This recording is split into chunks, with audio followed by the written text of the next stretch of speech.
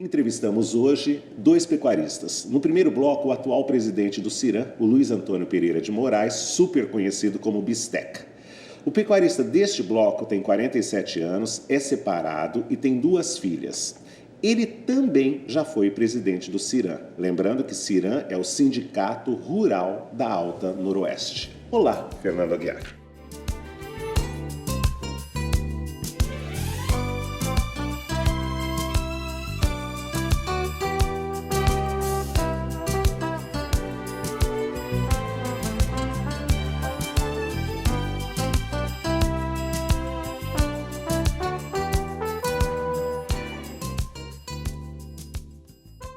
Ô, Fernando, o Bisteca foi meio playboy. E você, hein? Eu acho que não.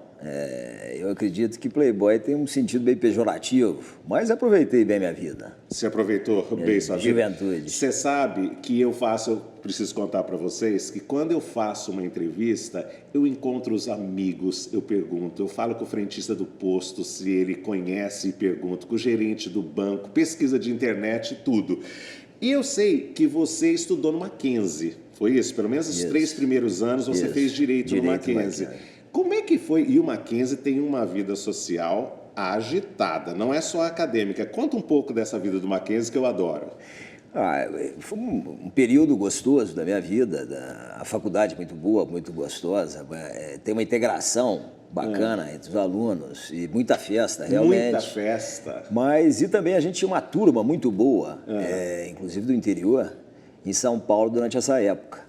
Então foi um período que deixou saudade. Uma turma do interior? Tinham muitos amigos aqui de Araçatuba, outros de Barretos, Uberaba, que todos morávamos lá nessa época. E você morava onde em São Paulo? Eu morava a 3 quadras do Mackenzie. Em Higienópolis? Em Higienópolis, na Rua Sergipe. Você sabe que eu descobri uma coisa fazendo minha pesquisa, que ele vai querer me matar agora, porque eu vou obrigá-lo a falar, porque eu tenho muito interesse nisso. Aos 18 anos de idade, o menininho que fala que não era nada de playboy era sócio do Gallery. E eu adorava ver as histórias do Gallery na televisão. Conta se é verdade isso. Não fui, mas eu acho que foi uma época mais fácil, tinha mais facilidade para tudo.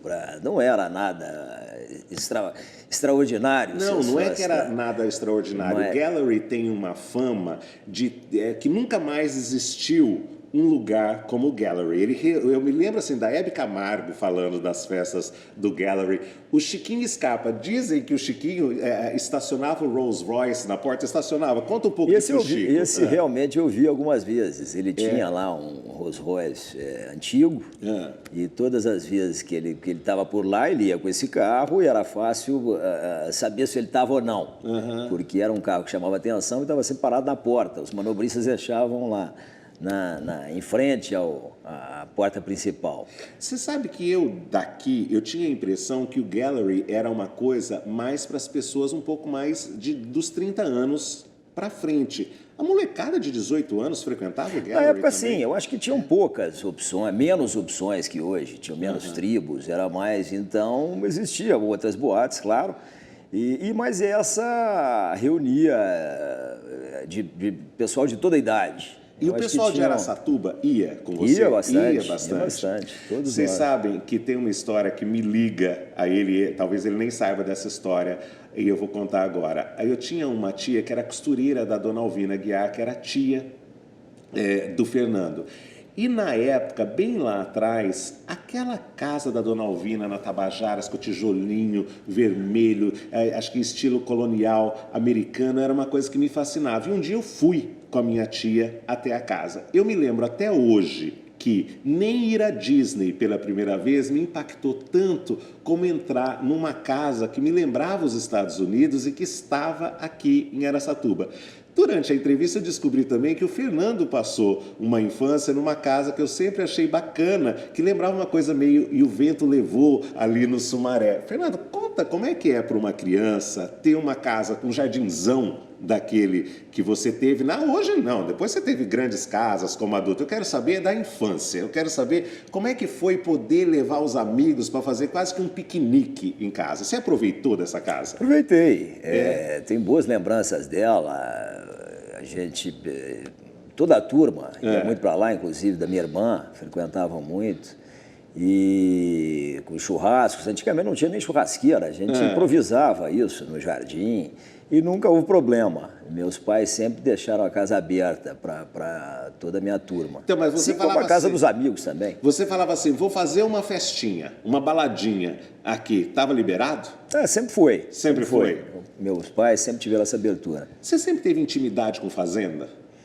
Eu vou desde de criança, né? E depois de um certo tempo passei a ir sozinho, já muito novo, com 10, 12 anos, eu passava minhas férias escolares sempre na fazenda, grande parte dela.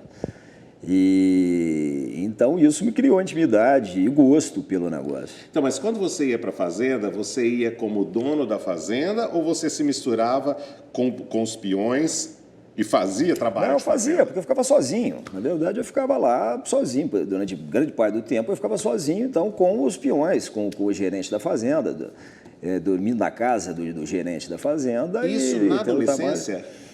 Desde os 10, 11 anos eu comecei. Porque adolescente fala que não gosta muito de... Eu sinto hoje que o negócio deles é shopping. Eles não gostam muito de ir para a fazenda e tem que deixar a namorada. Você foi namorador? Eu acho que normal, como todo garoto, né, nessa idade, tive algumas namoradas. Mas... Vocês sabem que na pré-entrevista eu provoquei, eu falei para ele, ô Fernando, conta pra gente, ele foi casado com uma mulher linda, que é a Carla, né? Eu falei, conta pra gente como é que um baixinho desse faz esse sucesso com mulher bonita como a Carla. Conta a resposta que você deu no primeiro, ele não aceitou o baixinho, vai, não, baixinho. Pois é, eu acho que tem a estatura média, assim, acima até da média do homem, brasileiro. Médio brasileiro. E agora também tudo é questão referencial, porque você que saiu fora da curva. Não, o Giannichini, o Paulo Zulu, o Zafir, temos 1,87. Você tem quanto? 1,74. Não, eu brinquei porque eu sempre achei que ele fosse mais 1,74, ele está realmente dentro da média brasileira. Mas fala uma coisa que você acha que você tem como qualidade que encantou sua esposa ou suas futuras namoradas, como pessoa. Não sei, pergunte Eu vou perguntar, você quer que eu pergunte para ela? Você vai perguntar. Você foi presidente do CIRAM quando seu pai já havia sido. Conte um pouco do seu pai. Bom, durante ele como presidente, eu lembro bem, ele acompanhou até a construção que hoje é o prédio, que é depois tem escritórios acima do andar do CIRAM. O CIRAM tem 2 andares, e ele que acompanhou essa construção. E o que, além disso, que ele me deixou, a palavra que mais me dá um referencial a ele é a integridade. A integridade, que não é fácil de exercitar o tempo inteiro, né? Eu acho que ele tinha uma característica muito forte, que era isso. Você sempre tinha havido consenso para a presidência do CIRAM. Em 2002, houve uma disputa acirrada entre você e o Eduardo Rezec. Eu quero que você fale um pouco da disputa e se valeu a pena. Eu acho que foi a única disputa que houve em toda a história do CIRAM. Porque é natural, naquela época não houve consenso para a diretoria e houve a disputa. Eu acho que foi bom, acho que foi interessante, inclusive para o sindicato, deu uma oxigenada na entidade. E realmente foi acirrada num universo de até não tão grande, de 500 associados, mas houve até campanha nas cidades onde o CIRAM tem representação, mas eu acho que foi válido para a entidade. Você e o Eduardo se falam hoje? Falamos. Eu não tenho muito contato com ele, mas não houve problema nenhum quanto a isso que passamos. Como foi sua experiência com a agricultura? Tenho só pecuária. Eu tive, em algum momento, agricultura, mas eu acho que é um risco muito alto. Talvez as regiões que eu tenho fazenda tenham um risco mais alto, um risco climático, eu digo. Então, eu prefiro a pecuária. Então, não foi boa a sua experiência com a agricultura? Com a agricultura, eu tive de uns 6, 7 anos que eu tive arrendamento de agricultura, quase a metade houve frustração de safra. Então isso não me deixou uma lembrança muito boa. Mas talvez pela região que eu estou, a propriedade... Você me disse que a pecuária extensiva, que é o gado criado solto no pasto, vai para o sertão. Fale um pouco disso. Porque é natural que onde as terras vão tendo uma valorização, a agricultura, aqui no caso a cana-de-açúcar,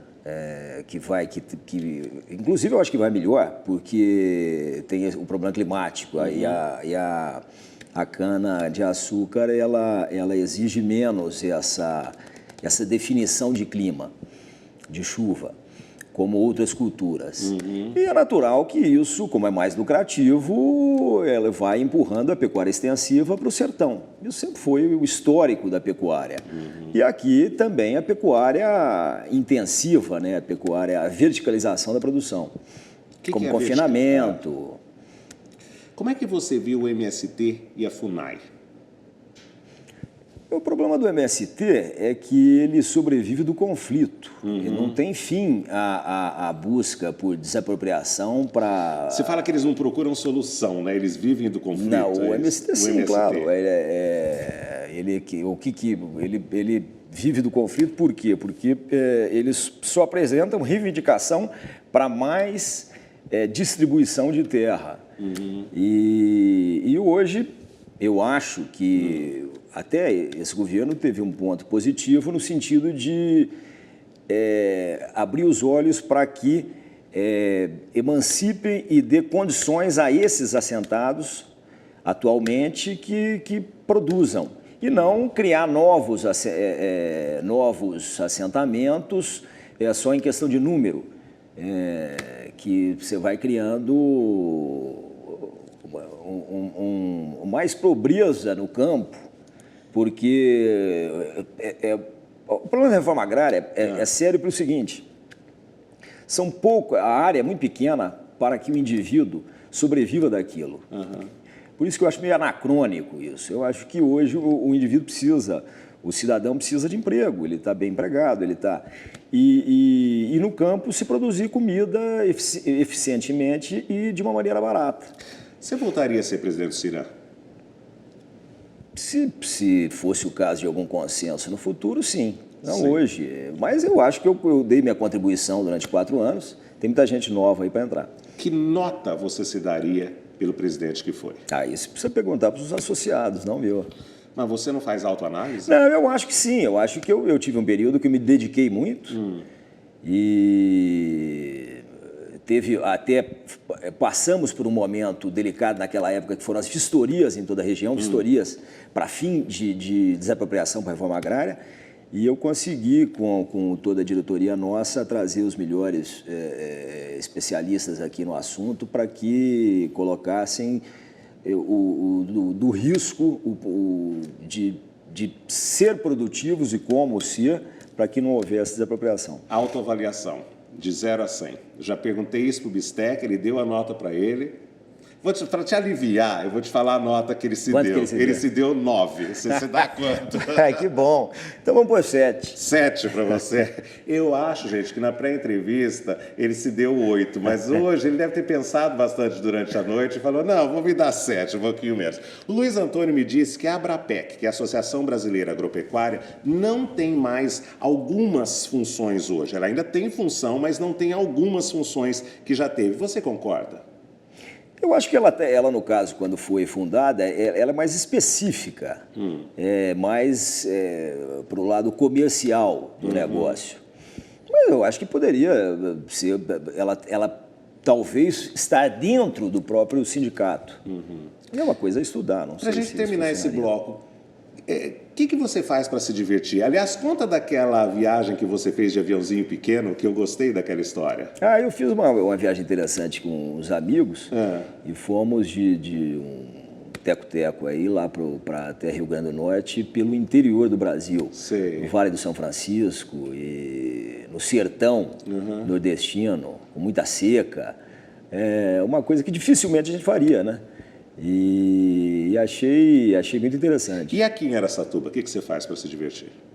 Aqui, igual toda Araçatubense, eu procuro fazer algum esporte, academia e encontrar aí na happy hour com os amigos, bate-papo. E aquela aí da chácara do Dinho?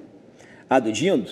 É do Dindo, Então, toda quinta-feira tem um churrasco já há mais de 25 anos, onde encontra um grupo de atualmente hoje são 13 duplas e com convidados. Então isso é uma reunião gostosa, que toda quinta-feira tem. Eu não vou toda porque eu viajo muito, mas quando eu estou aqui eu participo.